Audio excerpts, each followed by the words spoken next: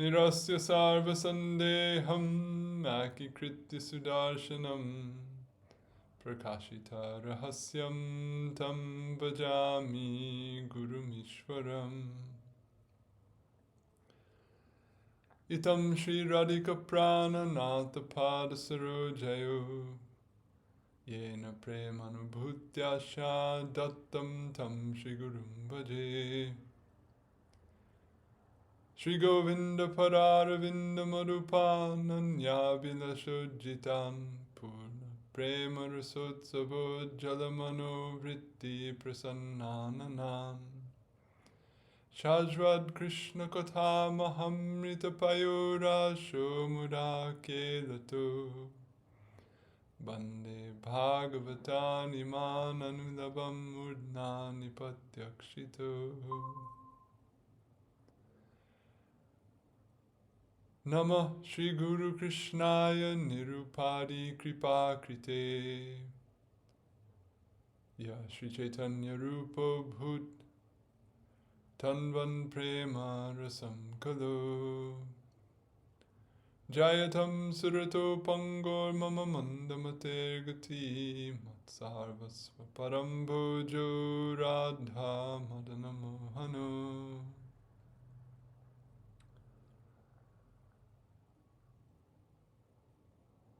Adadanastrinam dantair yacheham puna puna Srimad Rupa Parambojo Dhulisam Janma Janmani Abhirapali Patiputra Kanta Dasya Bilashati Balashvavara Sri Rupa Chintamali Sapti Sangsto Dur Matsvanta Durdhanta Haichurastam Raganugami Bhajanola Samanasanam Shri Radhaya Sahasara Smaratam Brajendhum Shri Rupa Parakamala Shrita Cheta Samme Chittam Satam Madhukari Yatu Parapadme Ya Bhakti Nikhilartha Varga Janani Ya Brahma Sakshat Krite Anandatishaya Prada Vishaya Jat Sukyat Vimuktir Yaya Shri Radha Ramana Parambaja Yugam Yasya Mahanashrayo Hashrayo Yakur Yad Brajalokavad Guru Tara Prem Naiva Tasyai Namah Yaram Ya Nikilarta Nikilagha Shanga Shamani Shutrartitim Sangata Yasvadya Rasikai Sukabdi Janani Dhikarya Mukti Spriham Yadhyata Hridaye Vrajendra Tanuja Premamrita Syandini Saji Yadhari Bhakta Vrinda Mohita Dhanyeha Padyavali. So, by the grace of Sri Kali Yuga Pavana, the Svabhajana Vibhajana, Prayojana Avatar, Prema Purushottam, Karuna Mahasagar, Sri Gauranga Mahaprabhu, and his beloved Parshad, the crest jewel of Gaudiya Vaishnava charges, the fulfiller of his heart's desire in this world, Sri Rupa Gosvami Pad. Again, today we'll resume our discussion of Padyavali. So we continue in this section on Bhaktas Niṣṭhā, and we come now to the last three of the verses, which are all on the same theme, that of a bhakta's one-pointed desire for bhakti and for Bhagavan. So this is a very, very important theme, which is stressed throughout the Bhakti Rasamrita Sindhu and supported here by these statements in the Padyavali, and is something that we'll look at in the commentary on this verse and in more detail in further commentaries later in the text. So today we'll get into one aspect of it. I've sort of subdivided the discussion into two parts, without exactly labeling it as separated, just to avoid one particular section on the subject getting too long. But we'll look at part of it in this commentary and part of it in the commentary on the 4th verse of the Shikshastakam. So, without further ado, this is verse 83. Next, the compiler cites a verse that depicts a bhakta's niṣṭhā in bhakti over and above all other aims and attainments. Purataḥ sphuratu vimuktiś ciram rājyaṁ karotu vairājyam paśupāla-bālaka-pateḥ sevām evābhivāñchāmi. Ultimate liberation may appear for a long time here in the fore. Extensive sovereignty may pay tribute. Nevertheless, I long only for the service of the cowherd boy's leader.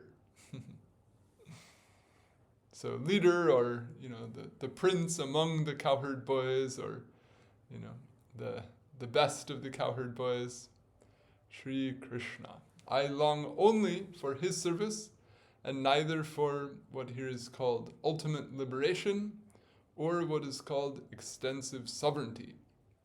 So we'll look in the commentary on what could be the referent of vimukti, what could be the referent of vairājya, and why this bhakta and all bhaktas desire only the seva of Krishna and no other such thing. So, the commentator interprets ultimate liberation, or vimukti, to refer to the sayujya mukti sought by followers of the path of Gyan, who pursue realization of undifferentiated Brahman. So, to put it politely, but yet bluntly, the most of my commentary here is, I won't say refuting the commentator, but presenting another perspective on the verse where the meaning can be considered much more broadly.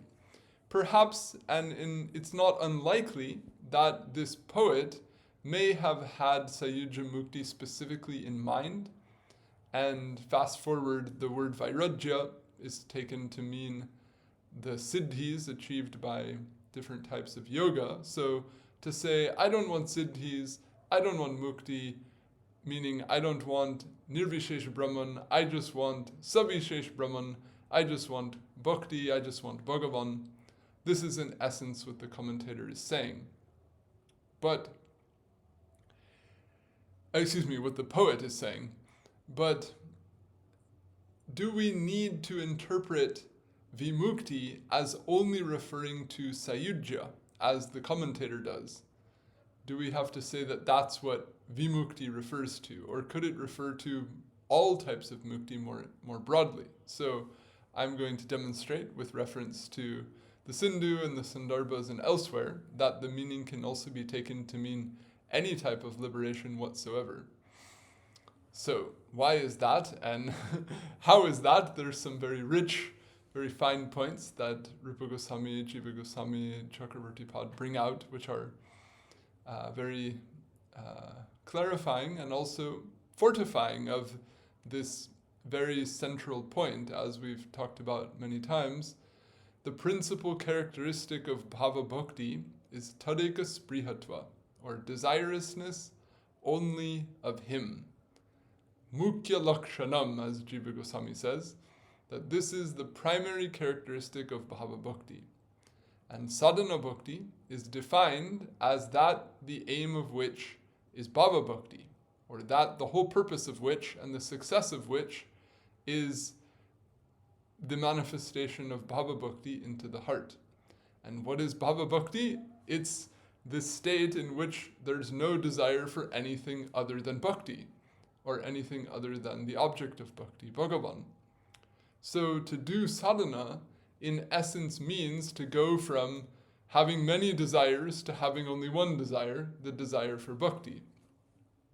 The success of any sadhana can be analyzed according to this rubric. Is this practice that I'm doing making me more focused one-pointedly upon that desire for Bhagavan and less so on all these other things, or not?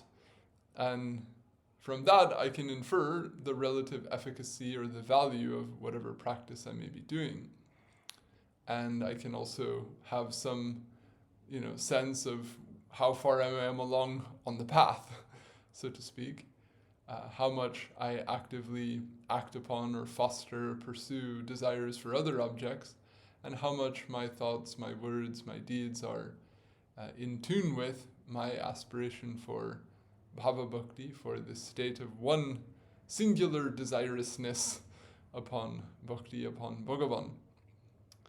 So here, this commentator is this poet is essentially expressing this: I want only the service of Krishna, I don't want anything else. So that refers to any form of mukti apart from bhakti.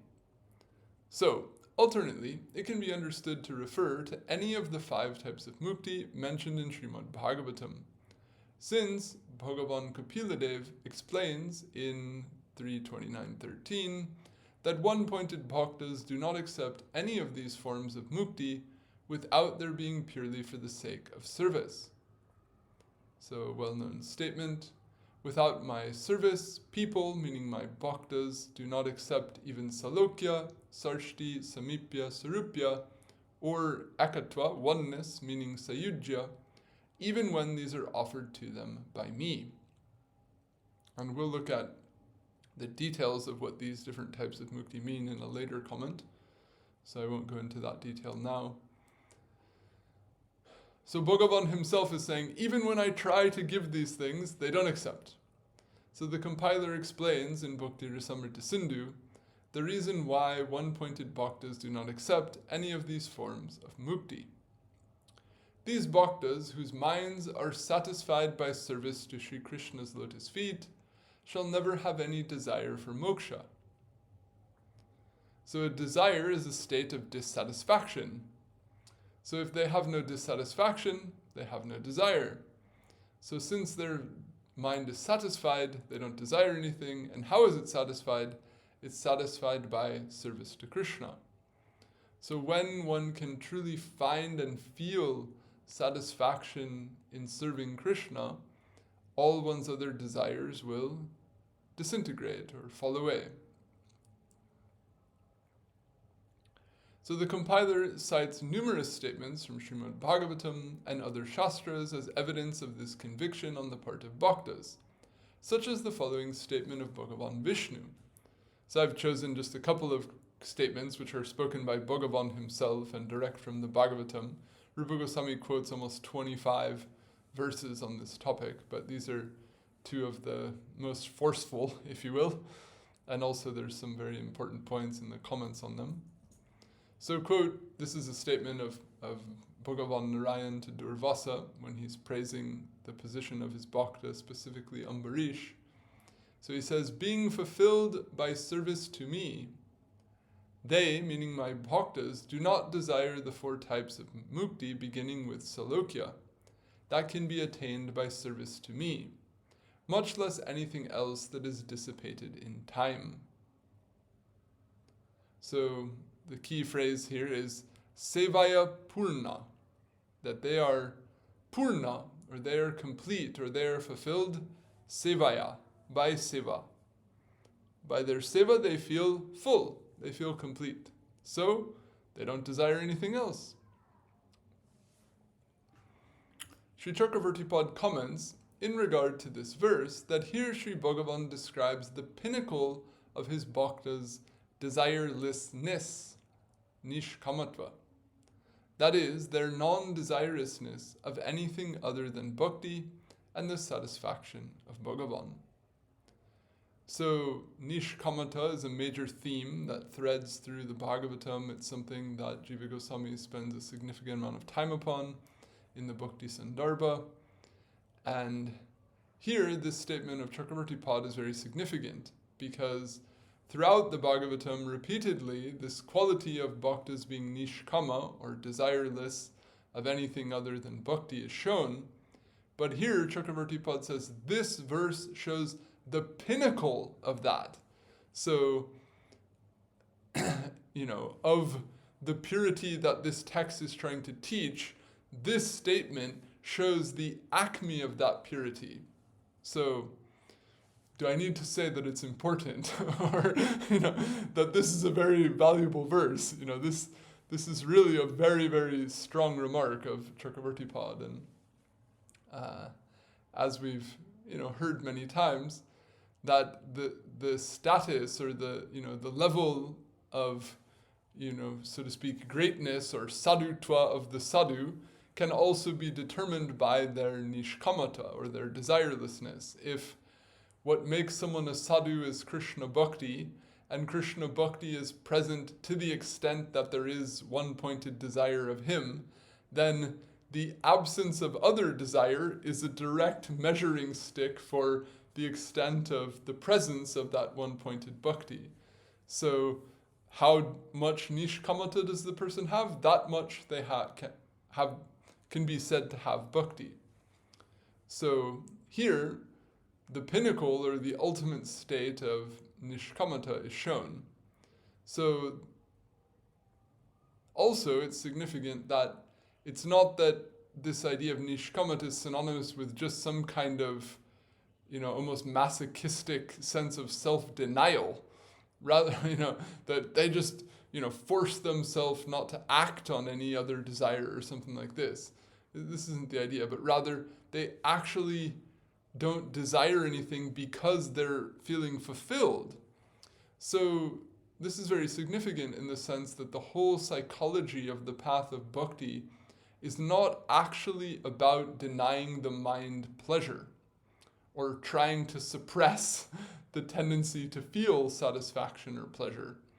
It's actually a complete acceptance of the fact that the mind is driven by the pursuit of pleasure. It's not an attempt to negate that or simply use intellectual rhetoric to try to discipline oneself out of not attending to thoughts of that. Rather, it's saying that that very drive of the mind itself is not the problem, but the object to which it is directed is the problem. And when the drive for satisfaction is focused on anything within the realm of the impermanent, then one inevitably remains bound within impermanence, and one inevitably experiences displeasure, unrest, etc. So when that way that the mind works, so to speak, can simply just be tuned and directed in a way to also drive the person towards Bhagavan, towards what is eternal, what is pure, what is wholesome, what is non-harmful to anyone, what is profoundly pleasing to both Bhagavan and the self. This is great news, or this is, the beauty of the whole concept of the path of bhakti is that the thing that's ultimately the most profoundly fulfilling and satisfying is also the thing that's actually the most profoundly satisfying and harmonizing with the entirety of the rest of the infinite reality, and the thing that's the most pleasing to the hub, if you will, or the principal existent of that reality, Bhagavan himself. And that there's nothing wrong, or you can say, or this in one sense is the perfection of existence, that existence itself is something profoundly satisfying. And to say that the experience of dissatisfaction is not due to a lack of there being satisfaction in existence, but simply due to a lack of attunement to that on our part. This is, you could say, the whole premise of spiritual culture. And so taking that core premise and then running with it to the nth degree, you get the satisfaction of the Bhaktas of Krishna in Braja relishing the most profound form of prema enriched with the most extraordinary form of madhurya, and so on and so forth. And this is the brilliance of the Goswamis' framework, or of their vision and what's drawn from the Bhagavatam. So to just point the mind and discipline the mind such that it becomes attuned to that is the whole process. It's not actually something that's seeking to deny the mind its tendency, but simply saying, let it be such. There's no need to fault the mind for that, but rather let that drive within the mind work in the best interest of the Atma ensheathed in that mind, rather than having it work against them, which is why, those with beginningless ignorance remain perpetually in such a state unless they receive the grace of a Mahat and knowledge of Bhagavan and so forth. So,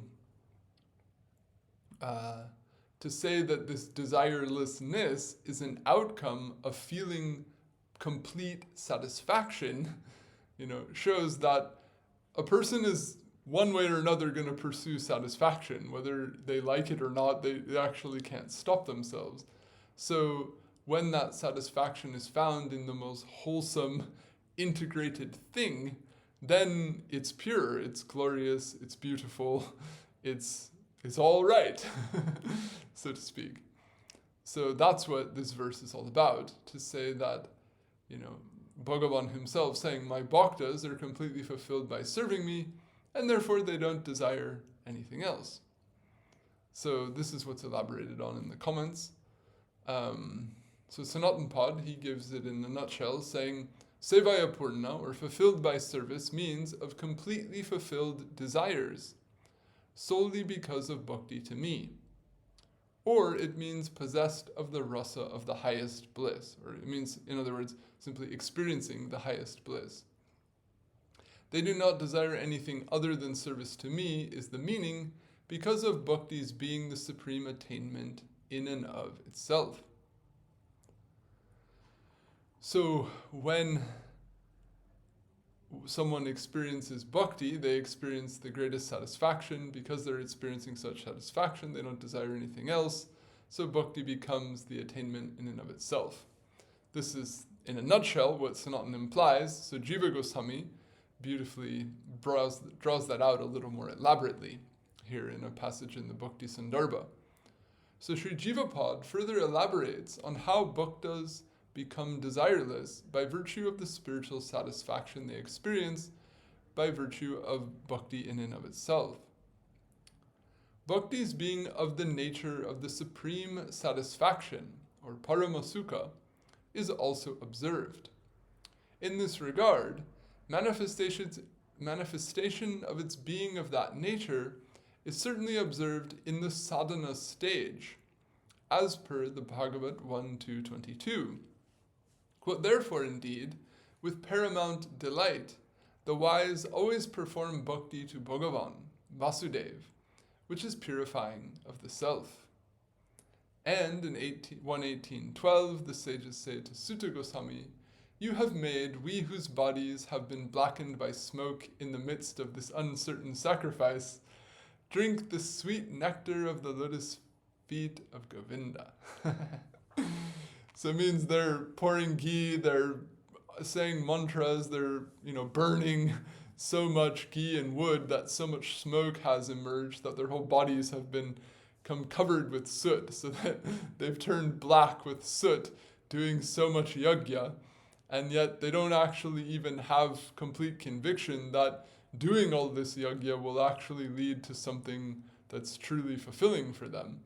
So when Sutta Goswami arrives at Naimisharanya and they take a break from this yajna to inquire, to get a firmer sense of understanding, and then they hear what Sutta Goswami has to say, they feel profoundly satisfied, because now they feel conviction, now they feel certain about what they can do, which will truly lead to what is absolutely beneficial. So the point being that these sages are just in the process of hearing, they're just in the process of learning about this. So Jiva Goswami is inferring from that they can be called sadhakas in this case. So by saying that you've made us drink the sweet nectar of Govinda's lotus feet, it implies that they're feeling very fine, or they're feeling great satisfaction to be hearing this katha from the mouth of Sutta Goswami.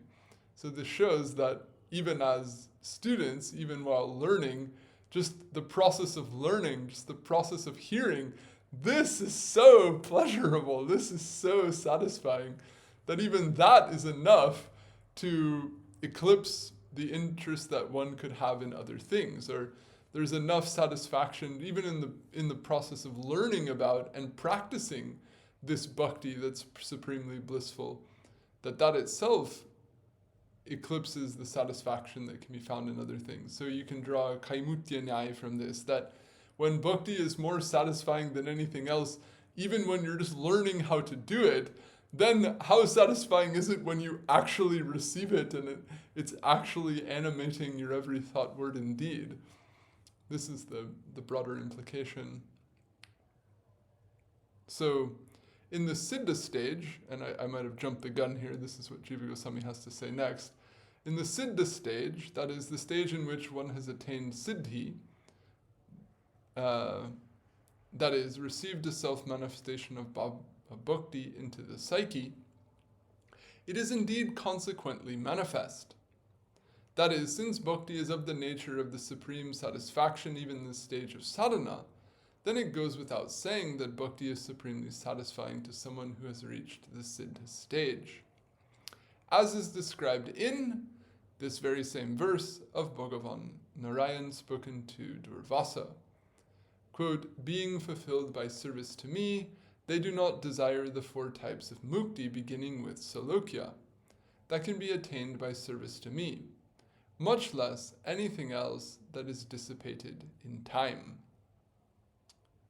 In this regard, bhakti is superior to anything that is, when bhakti is superior to anything that is dissipated in time, and salokya and so forth, that means any type of mukti, what more needs to be said? What conclusion can be drawn other than that of bhakti's certainly being the supreme satisfaction in and of itself? When one who has it feels so fulfilled by it that one does not desire anything that exists throughout the whole of the world or any form of liberation from the world. And if we wanted to be cheeky, we could just say that there could be one reflection of this set of characteristics in things that are highly tamasic. In other words, some drug addict might say, there's nothing I want in the world except my drug. Or someone who's highly addicted and immersed in something might say, oh, this is the greatest satisfaction. So that's that aside. Or in other words, that point saying, I don't want liberation, I just want to keep taking my drugs. That type of sense of I don't want anything but this won't apply, because the person here, the bhakta, doesn't want either moksha or even anything of the world. What to speak of something tamasic or addicting and highly detrimental to oneself and others. So this statement is a very sweeping statement, and especially for persons acquainted with the karma marg, which is all about achieving things that can dissipate in time, like svargaloka and prosperity in the world and so on. And even those following the Jnana marg who aspire to achieve moksha, for Bhagavan himself to say, yeah, my bhaktas, they're not even interested in moksha. It's like, what? The whole point of bhakti is to achieve moksha. Why would we do bhakti if it didn't lead to moksha? This would be the orientation of many. So to say, no, bhakti in and of itself is so satisfying, supremely fulfilling, that you won't even want moksha from it. This is, we might have heard this many, many times, but nevertheless, to actually feel that is the whole purpose of being a sadhaka, or is the whole aspiration of being a sadhaka, to say, as that statement of Maharaj Kulasekar, bhave bhave hridaya bhavane bhavayayam bhavantam, that in birth after birth, let me just be absorbed in bhav for you, that this bhav is so great that it makes me fine with bhav. In other words, the world, I'm fine with being in the world as long as I have bhav for you. So bhav is okay if I have bhav. But without that, then it's the opposite. People can't deal with bhav, so they want abhav, they want moksha. So to ultimately to simply feel that profound state of satisfaction by virtue of what? Of simply stopping having desires for all these other things, will itself lead to that experience. So this is where the snag hits, if you will, is that people feel a lack of satisfaction, then they have an idea that bhakti is the supreme satisfaction, so then they aspire to that, but then because of the residual presence of other desires, they don't actually feel that great sense of satisfaction. And then in that absence of fulfilling satisfaction, they can't handle the weight or the absence of yet feeling something that's immediately satisfying. So then they again act on things that produce temporary forms of satisfaction. And then that perpetuates the samskaras and desires for those other objects, which then keeps the actual object that they want still out of reach or still at a distance. So it's a struggle, or it requires the perseverance or the dharya, as Rupa Goswami has it, to persevere through that process of the psyche becoming reattuned. And if one can hang with it, if one can muster the strength, then little by little, as the vasana for bhakti deepens, as the tendency of the mind to gravitate into bhakti, the depth of satisfaction that's felt in bhakti gradually deepens, then little by little, more and more, easier and easier, these other things will start to fall away. So this is what this verse describes. So as it'll be explained, this verse refers to both the bhakti in the sadhana stage and the siddha stage. And so he's saying, even in the sadhana stage, there's something supremely satisfying. So then you might say, well, where's that bit? So then you have to infer, well, maybe I'm not so much of a sadhaka as I might think. Or if even in the sadhaka stage, there's a satisfaction that's supremely great that one doesn't even want moksha, then how much of a sadhaka have I even become?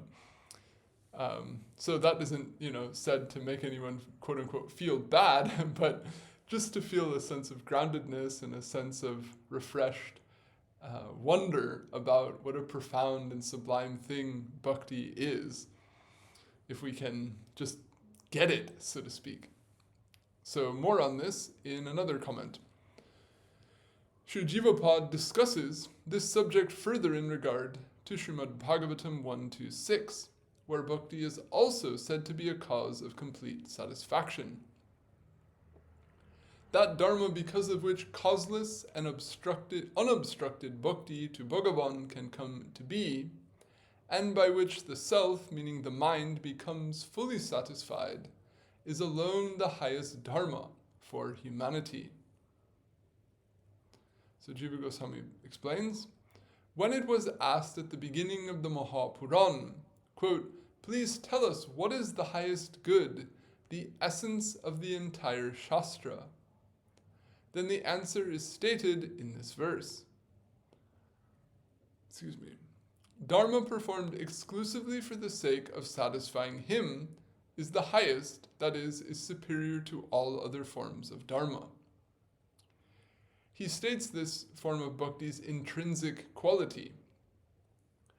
Because of its being a form of satisfaction purely in and of itself, it is causeless, that is, free from pursuit of any other result.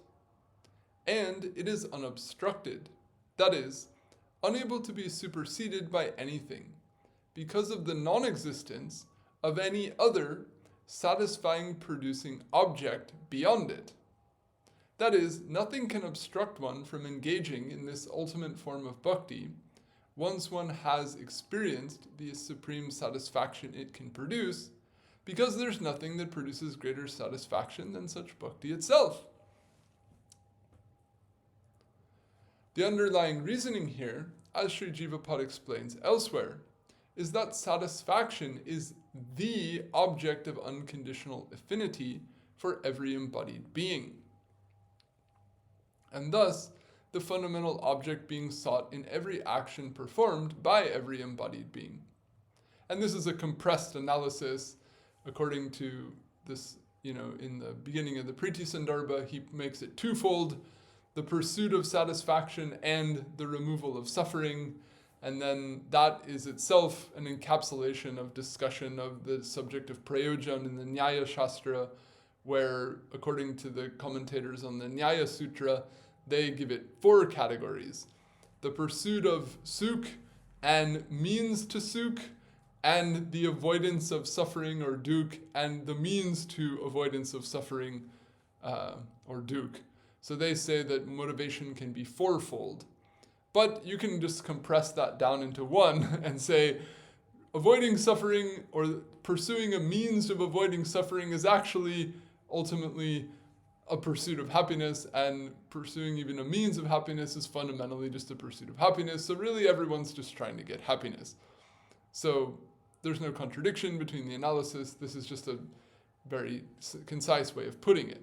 So the mind is going to pursue satisfaction. That's just how it is. Nobody can stop it. It's nobody's fault. It's not a dosh, so to speak, but it's how you act on that that gets you into big trouble.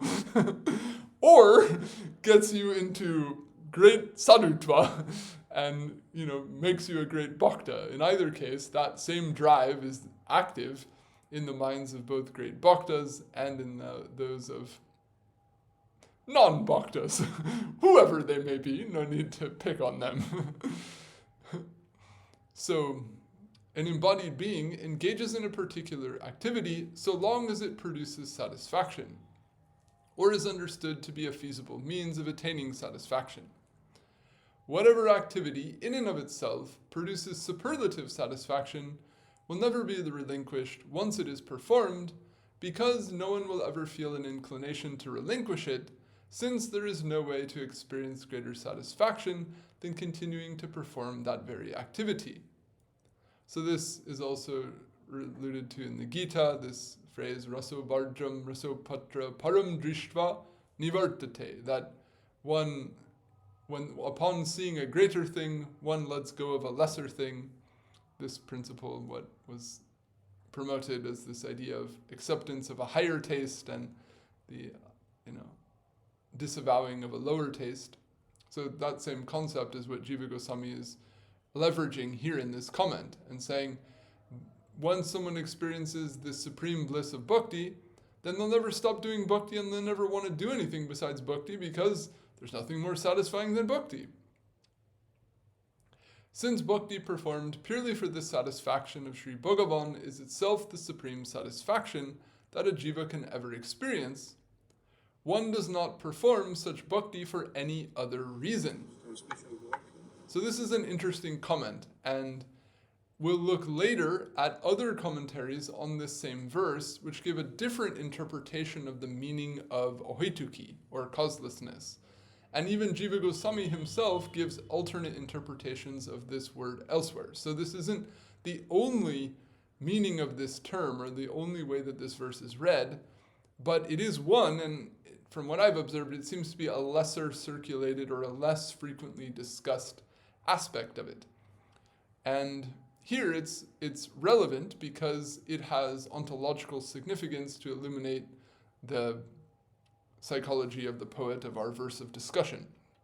So what's significant then is this idea that causelessness is taken, I'll just read. Since bhakti is thus described as causeless in the sense that there is no cause for one's performance of it in the form of some other satisfaction-producing object being sought by means of performance of such bhakti, since such bhakti is not regarded as a means to experiencing any other object of satisfaction, but rather simply as one's satisfaction in and of itself, and is a satisfaction of such nature that it excels all other forms of satisfaction in existence.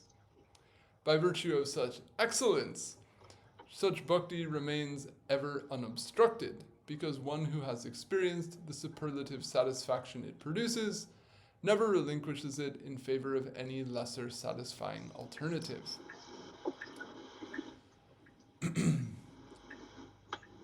So I think that's hopefully clear. So the more common interpretation of the idea of ahoituki, which we'll get into later, is this idea that one has no other object one is trying to get as a result of bhakti. Like the classical example being one wants moksha and one is worshipping Ishvara in order to be granted moksha by Ishvara. So that would be called hetuka, or that would be called bhakti with a cause, or bhakti with a motivation behind it. So in this case, the idea is rather that there's no cause for it because the satisfaction that it's producing is fulfilling one's needs, or is fulfilling one's mind to such an extent that one feels no interest in even pursuing anything else. So in that sense, the interpretation is leaning more on the blissful quality of the bhakti, more so than in the relative, you could say, fixity or one-pointedness of the mind of the bhakta. And both sides are important, and therefore both interpretations are given. But this one gives what you might call like an underlying psychological basis for the other one, and in that way is useful to know.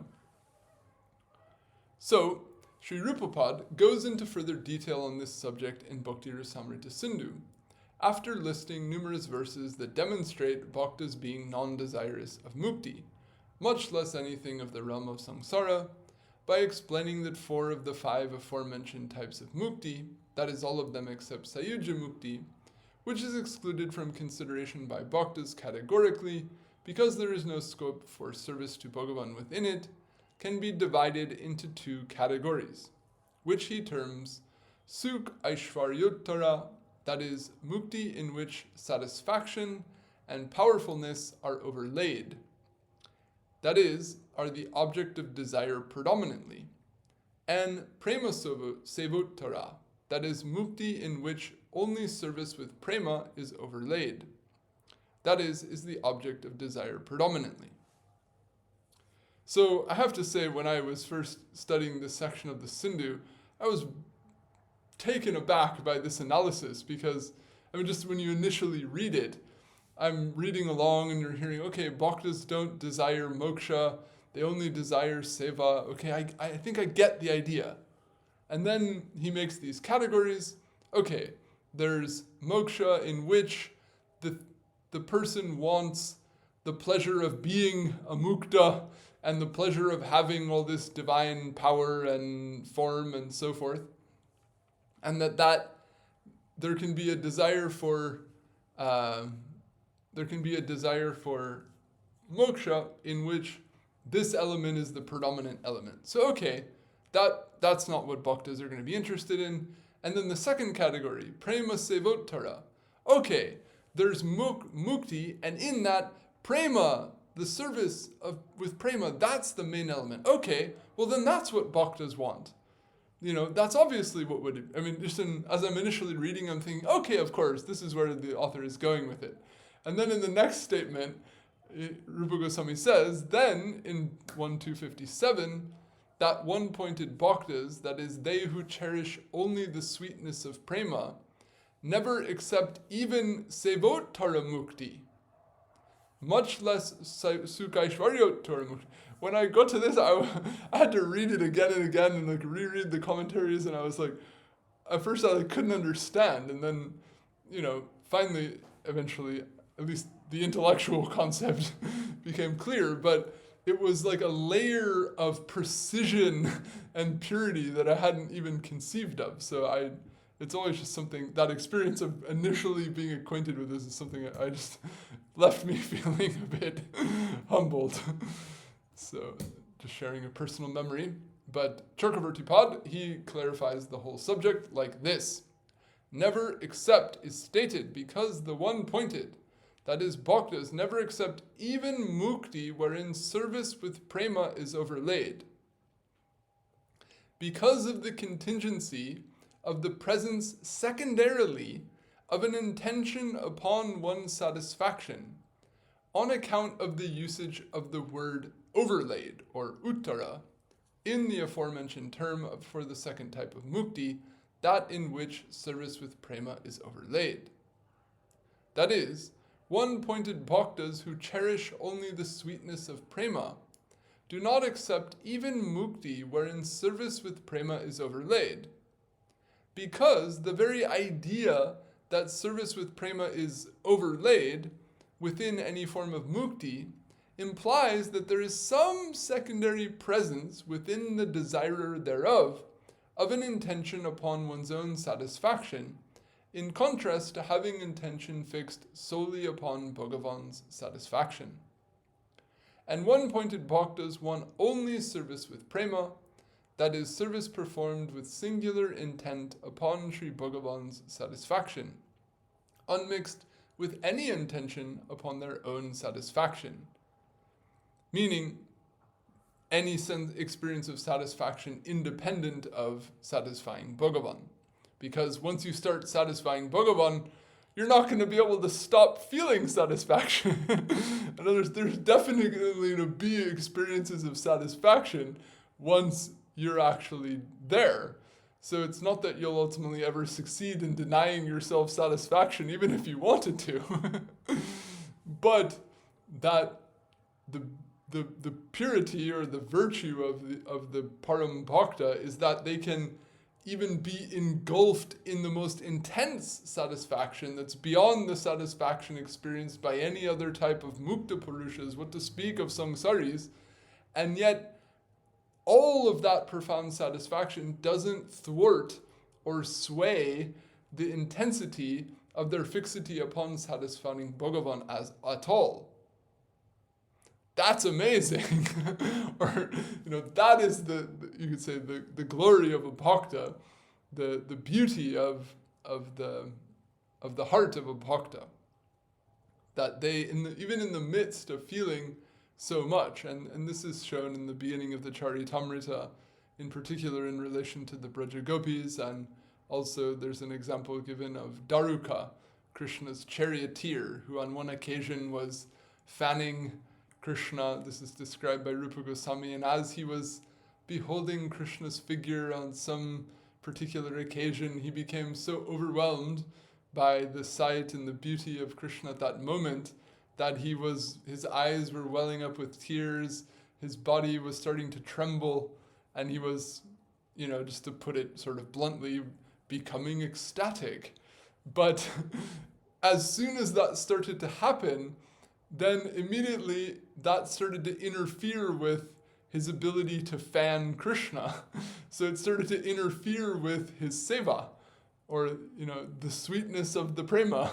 So then immediately he was trying to suppress the sattvika bhavas that were coming up in him because it was obstructing the seva he was trying to do. So it's not that he felt some intense feelings and then sat there and, reveled in them and neglected his service, but rather he was so attuned to the satisfaction of Krishna that even, a moment of profound personal feeling couldn't eclipse that fixity upon Krishna's satisfaction.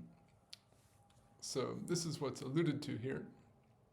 Thus, furthermore, they accept salokya and the other three forms of mukti apart from sayujya only for the sake of service with prema alone, and not rather even for the sake of mukti wherein service with prema is overlaid. So, at the end of the day, they still accept moksha. In other words, it's not that bhaktas are against moksha or that every bhakta remains in samsara forever. It's not that they won't accept moksha, but it's that there isn't actually even any secondary presence of desire for the experience of moksha in their acceptance of moksha. They accept moksha really, really only because it's the way that they understand that they can even further engage in service to Krishna.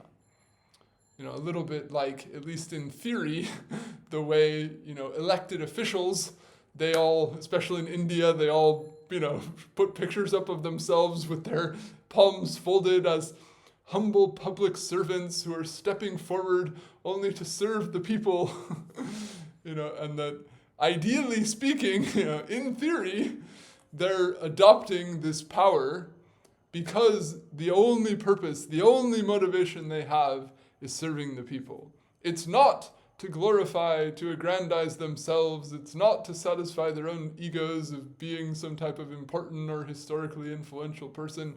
It's not for me at all. It's really, really only to serve you all, the people.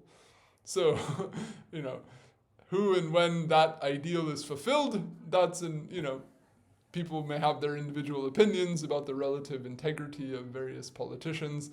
That's not our concern today.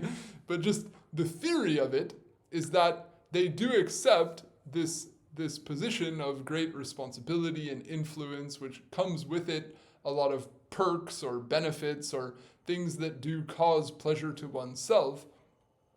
But the idea is that the person who is chosen to take on that responsibility has the integrity to fulfill those responsibilities without the concomitant effects of performing that role taint or overshadow the principal purpose and motivation that they're meant to perform the role in and for.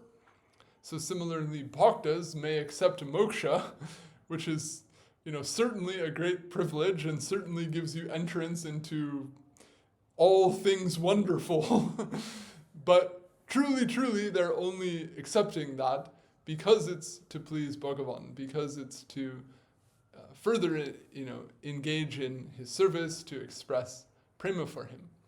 So when this third category, of whom Rupa Goswami here is describing as premaika madhurya jusha, or those who savor the sweetness of prema only, means we just want prema. We're not interested even in the spoils or the side effects and the benefits of being a mukta.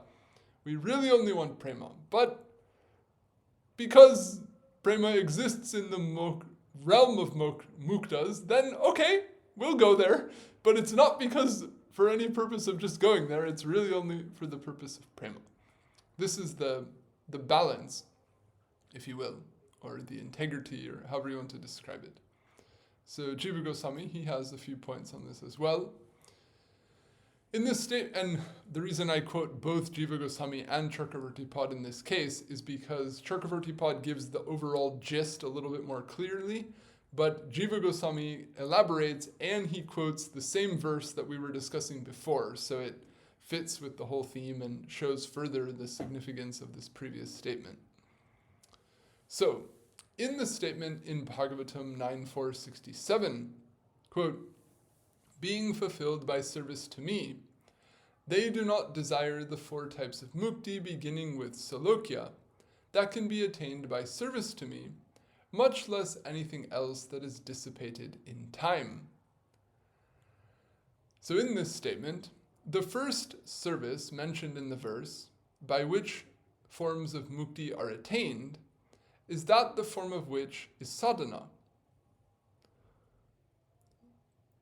Whereas the second form of service mentioned in this verse, whereby one is completely fulfilled, is that the form of which is accomplished as a result of that. That is, as a result of the sadhana form, meaning it refers to the sadhya form, or sadhya bhakti. They, the bhaktas, do not desire the 4 types of mukti beginning with salokya, that is, the satisfaction, powerfulness, and so forth, present in these forms of mukti, which are attained, that is, obtained even secondarily, of their own accord, without them being sought specifically. This is the meaning.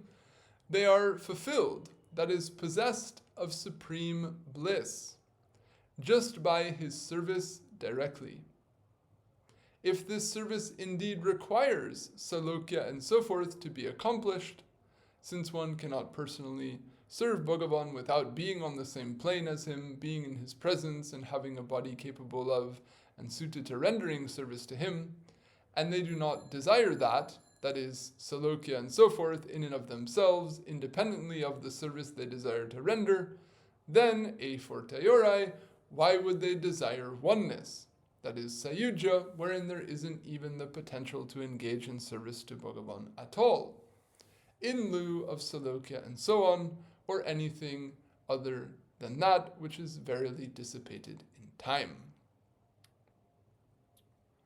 So in this way, he stacks the implications to show how the bhakta is ultimately desireless of anything other than the sweetness of prema, of rendering service to Krishna, and they become so profoundly fulfilled by that they certainly wouldn't want moksha even for the sake of moksha, much less moksha that would deny them the chance to experience that very thing that is so profoundly satisfying to them, namely prema bhakti. And since they wouldn't want anything that would hamper such prema bhakti, or hamper their ability to have such prema bhakti in the form of sayujya, then they wouldn't want any form of moksha. And if they don't want any form of moksha, then they certainly wouldn't want anything in samsara, because there's no form of satisfaction in samsara that can hold a candle to the satisfaction felt in moksha. So as I was joking earlier, so therefore the only other option is that you would desire things in samsara is because you're ignorant, because you don't know what's actually satisfying, you don't actually know what to want, but that's to the side. So anyway, the point then is that, and this is, you could say, news, or this is like a gospel, if you will, like good news coming from the revealed scriptures, that there is a satisfaction in bhakti that is so profoundly wonderful that when you experience it, it will eclipse the potential of anything else. We can't know that without ever experiencing that. That's a principle of faith, if you will. Or that's something that we hear from the Mahatmas, we hear from the Shastra, and we hold conviction in, and we aspire to. This is you could say, a cardinal basis of the whole edifice of the path of Uttama-bhakti, that this experience of bhakti, this experience of prema, is supremely satisfying, supremely fulfilling. And, other sides of it are that it's supremely integrated, if you will. In other words, it's the supreme means by which one harmonizes with their environment, material, spiritual, past, present, future, anywhere and everywhere. If we can really grasp what the path of bhakti is, we will understand how this is the ultimate formula, if you will, to make beauty out of every single circumstance in which we find ourselves. And if we have a lesser understanding of it, then we will observe so many awkwardnesses and inconveniences and, apparent obstacles to engaging in bhakti. But when we can, through, the teachings in the Sindhu and the Bhakti Sandarbha, etc., see how actually bhakti can be practiced, can be cultivated in every single possible life circumstance that we encounter, regardless of how ostensibly unrelated to ritual performance of bhakti it may be. Actually so much, although the Goswamis gave us so much ritual sophistication, they also give us so much conceptual sophistication, whereby bhakti can be cultivated under any circumstances, and any element that we might encounter within the complexities of embodiment and the challenges of human society can also be a media and can also be a site or a scene, if you will, for the practice of bhakti. So we do well to both appreciate all the wonder and subtlety that can be cultivated when we have this incredibly precious, amazing opportunity called a room to ourselves with quiet. When we just have the opportunity to focus on it, that itself becomes the most precious thing. When one knows what to do with it, so to speak. In other words, what for the common person or a child is the most boring thing at all, like a blank wall with yourself. For the bhakta is the ultimate stage for the opportunity to do the thing they most profoundly cherish. So such an inversion can take place by virtue of all of this education and practice and grace and so on and so forth. But even if one doesn't have that tremendous thing called time and space to oneself to practice it, still, whatever challenges or inconveniences one may encounter, there is also a way to continue the cultivation of it and to perceive those things in such a way that they also can draw the attention towards Bhagavan rather than away from him, if we can learn how to look, so to speak. So anyway, that's slightly off the topic of today's subject, but the point is that even in the stage of sadhana, and all the more in the stage of sadhya, bhakti is supremely satisfying, and to the extent that one can feel that satisfaction, one will be free from all other desires, and the more one becomes free from other desires, the more satisfying that very bhakti can be, because it's actually the desires we have for other things that are inhibiting our ability to actually relish and feel how satisfying it is. So I'm a bit over time. I didn't get through this whole discussion, but I'll just read one more sentence, which concludes the discussion of the first half of the verse, and then we'll finish the rest next time. So, thus, in the verse under discussion, when the author says, quote, ultimate liberation may appear for a long time here in the fore, the sense is that any form of mukti may come before the author like a goddess sent by Bhagavan to serve the author and wait in front of him for a long time, hoping to be accepted and engaged in service to him. Yet the author indicates that he will not accept any such form of ultimate liberation because he has no desire for it in and of itself whatsoever. So as if he's a king, or as if he's some important person and some goddess comes before him praying to be accepted. There's a statement of Bilvamangal where he says that Mukti comes with her hands folded, offering herself as a dasi to the bhakta. So in a similar way here, even if Mukti appears a long time in the fore, like a person waiting in the court, hoping to be given the chance to speak or hoping to be selected for a particular opportunity, then even if they do so, he won't accept. He's not interested. He doesn't want it anyway. So what a sublime state of being to be in. What a richness of heart that even, Sharshti Mukti, all the wealth of Bhagavan himself is there saying, please take me. No, sorry. The richness, my heart is so filled with the richness of the experience of the sweetness of Prem, I have no interest even in Sharshti Mukti. Wow. All right, I'll conclude here for today, and we can hopefully resume our discussion after another few days.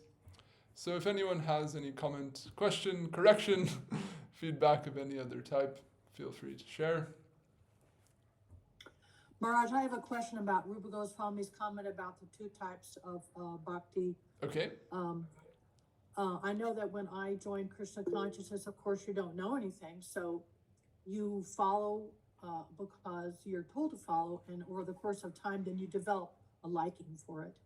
So I would say at this point, whatever I do is overlaid with, I get pleasure from it. I get pleasure from listening to class, from reading the Bhagavatam, or doing these things, because I have no experience of what Krishna's pleasure is. I have no idea, right, other than what I'm told.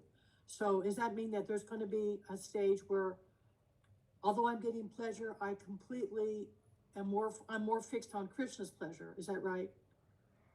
Yeah. I mean, in other words, it's not bad, the fact that we hear some Harikatha and we feel happy.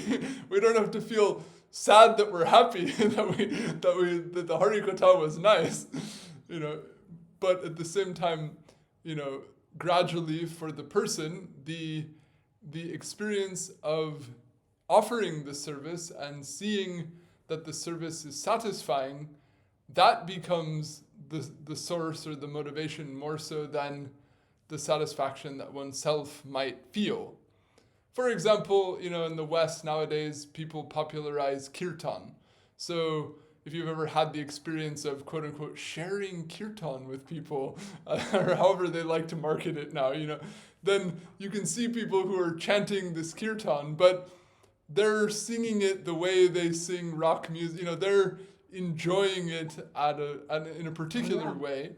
And then a bhakta, even a common devotee or whatever, they can feel a difference in that mood, that just a common practitioner will feel some sort of satisfaction and orientation in the idea of, we're holding this kirtan as an act of devotion to please Krishna. And if they see someone coming and the way that they're dancing, or, it can just feel a bit like, hey man, don't enjoy all of this like that. It can be kind of off-putting. So if we could take that as like a nutshell, if you will, like some little acquired sense is there, and then gradually that can deepen, and especially in relationship with the Guru, when we serve the Guru, when we can do things and experience and see the pleasure of the Guru, then we can feel the pleasure of knowing that this was tangibly satisfying. Similarly, the Vaishnava, the cow, the Brahmin, the various manifestations of Bhagavan in the world, so to speak, we may not be able to see the deity smile in the same way that we might see a Vaishnava smile, but when we can do that much, when we can worship the cow or worship the Vaishnava or worship the Guru and have the experience of doing an act of service and then actually seeing the satisfaction on their face or expressed through some gesture or some experience, then, we can have a certain level of confidence that we've done something that's satisfying to the other, and that usually brings even more satisfaction to us to know that it was successfully satisfying to them.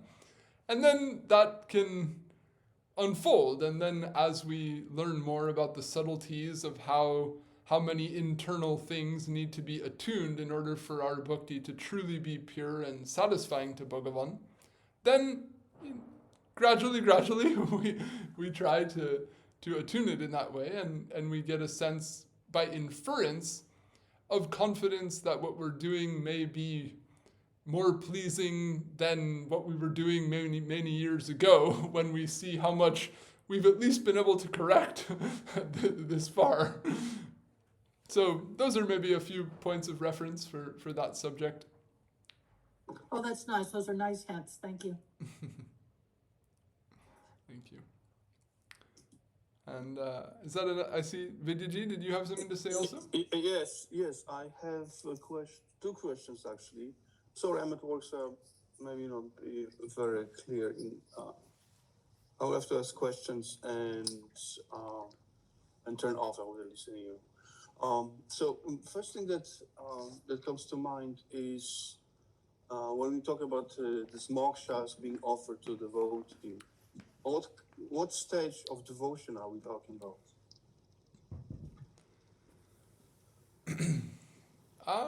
Because it seems like to be, because see, the one thing is that property of prema is with prema comes moksha naturally. With bhava, my understanding for bhava, moksha also comes. I mean, the sense of release, sense of being free from onslaughts of maya or samsara in a way. So is it when we say that? When Rupa Gosvami says that this moksha comes as a princess or whatever, Devi to big personality to offer herself, is that like actual liberation what that impersonalists look for, or is just sense of feeling of liberated? Because for me, it's not very clear. How can bhakta be offered liberation separately from prema? Here it is prema that's coming to you, and that's a natural effect of devotion, but he's still searching for prema.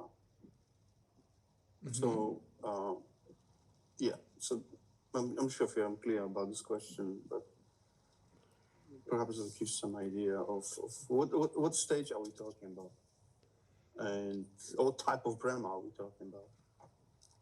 I'm sorry, a liberation. Are we talking about the actual liberation, or just sense of feeling liberated? Well, I don't know if it necessarily only corresponds to one set stage. Mm.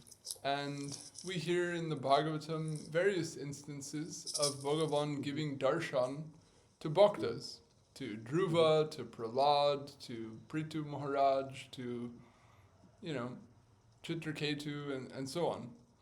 So, in some cases, and in the Puranas, various other things. So, to my knowledge, it's not that every single person who might succeed in doing a particular rite and having Bhagavan appear and offer them a boon is necessarily a sadhya bhakta, because many of those persons are actually sakam bhaktas or mokshakami bhaktas.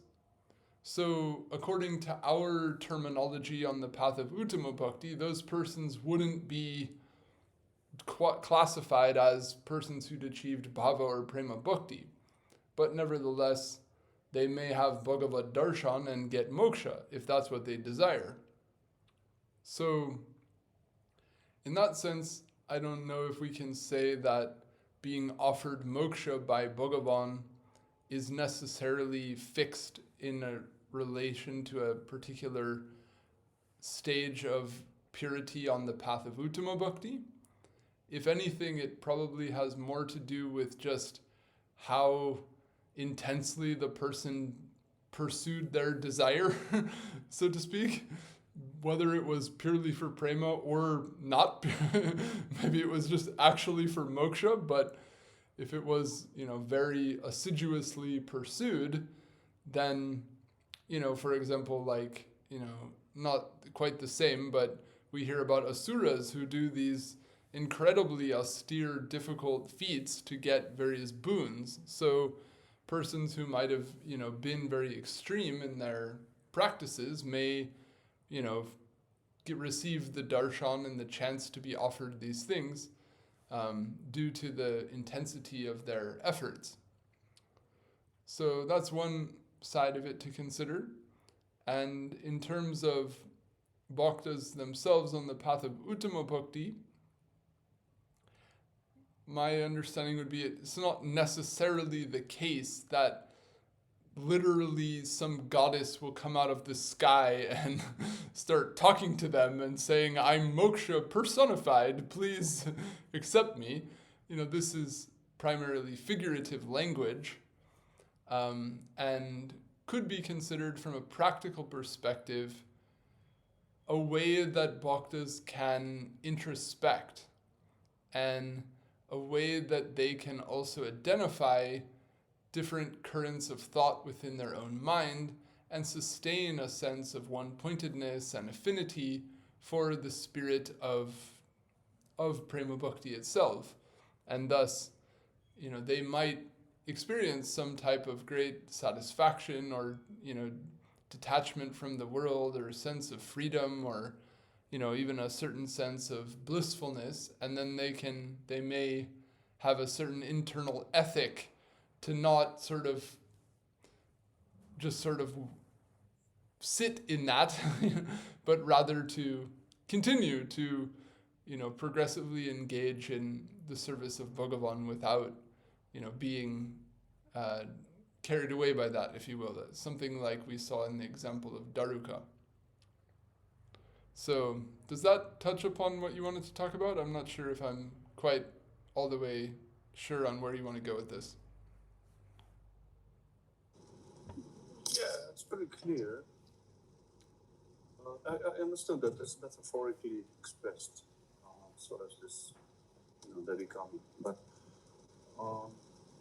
yeah, more or less, I'm getting it. I have to more think about it and just perhaps next slide. So just okay. Thank you. Sure. I mean, like, there's the case of, Prahlad in the 7th canto where he's saying, I don't want a boon, and then Niṣṭhā is egging him on. Don't you want one? I want to give you one. And, it's even pralobhyamana is even said, like, as if he's tempting him, don't you want to ask for moksha? And then, that Prahlad doesn't and says, oh, just give me, the boon that no desire will ever emerge in my heart. No desire will ever grow up within my heart. Give me, in other words, the boon of never desiring a boon. Then this, was showcasing his paramount purity and satisfaction in bhakti itself. So in one sense, that could be something that could be considered alluded to figuratively of Bhagavan there ready to grant you moksha at any moment. And then the bhakta nevertheless saying, I'm not interested in that. So, I'll just lastly say to conclude that, hearing all this talk, we may think, well, I'm filled with so many desires for some little tiny fleeting things in daily life. Who am I and where am I to talk about having no desire for anything but bhakti, or no desire for anything but moksha? Exactly. Might seem like, quite big talk, but nevertheless, this overall orientation is very essential to have in our understanding and how we conceive of our life and how we actually internally process our thoughts and desires and shape our behavior and pursuits on the general course of our life. And we also know that to desire something that is a means to the accomplishment of bhakti is not necessarily to desire something other than bhakti. In other words, to, desire a toothbrush, in order to, keep the body healthy, in order to continue, there's a certain scope of practicality that doesn't need to be considered in this regard. Or in other words, it's not that we need to become, excessively worried about minor things, if you will, but in terms of overall life path and overall focus and, the predominant spirit of how we are proceeding, if we can even get that dialed in, that's really quite a lot. So in that way, we want to see that all this kind of talk, it might seem maybe too much to be practically applicable, but actually we want to understand it in such a way that it can become something that drives our regular process of introspection and how we go about, favoring certain behaviors and attitudes and, vasanas within ourselves and others that we don't, and how we do the inner work of purifying the psyche through this path. These are the guiding principles for that, because it can also be a pitfall to, act upon certain other desires that are in the cloak of bhakti, what, Vishwanath Chakravarti calls bhakti anutta anarthas. So all this kind of subtlety is ultimately has much practical utility. So we'll look at more of this in the coming discussion. So I've been a bit over time today, pardon me for that. I'll conclude here. Vaishnavebhyo namo namah. Jai Shri Guru, Jai Shri Gaur, Jai Jai Shri Radhe Shyam. Thank you.